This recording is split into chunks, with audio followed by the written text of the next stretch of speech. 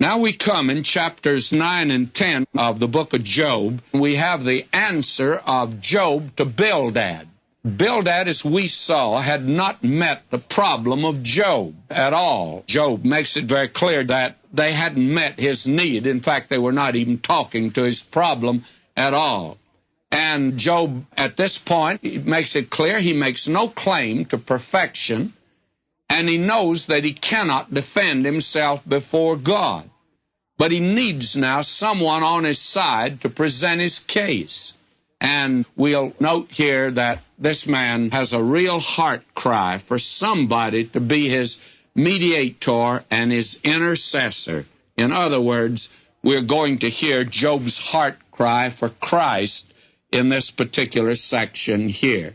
Now, as we come here to chapter 9, verse 1, let me read. Job answered and said, I know it is of a truth, but how should man be just with God?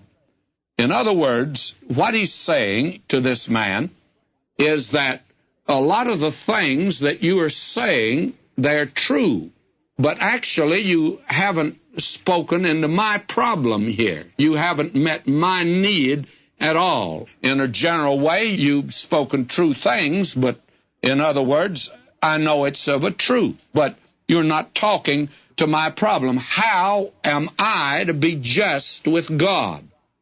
This man surely needed the gospel, didn't he, at this point? He needed to know how a man could be just with God, and that is his problem. Now, he says here, I want some questions answered. I have some questions.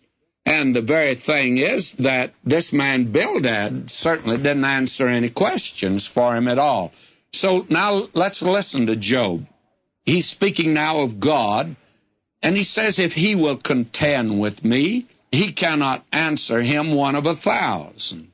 He is wise in heart and mighty in strength, who hath hardened himself against him and hath prospered. Now, Job says, I don't pretend. If you think that I'm trying to put up a front before God, you are wrong, because of the fact I know that I can't contend with him, and he could ask me a question I'd never be able to answer, but I want answers to my questions, and I want him to answer them, because God is far removed from me. He says he is one that he removeth mountains, and they know not, which overturneth them in his anger. He shaketh the earth out of her place, and the pillars thereof tremble. He commandeth the sun, and it riseth not, and he sealeth up the stars, which alone spreadeth out the heavens, and treadeth upon the waves of the sea.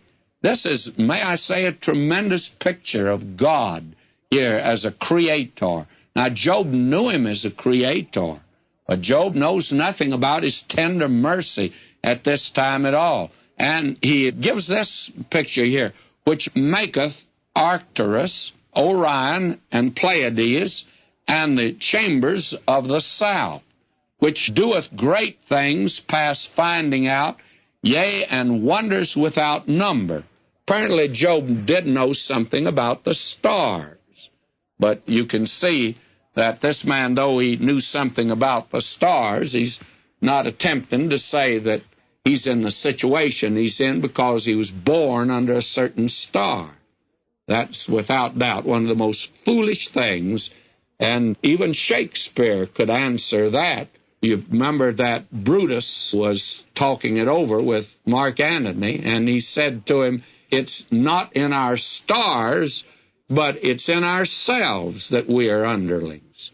And it's not in our stars that he's in the situation. But he recognized that God was the creator of the stars.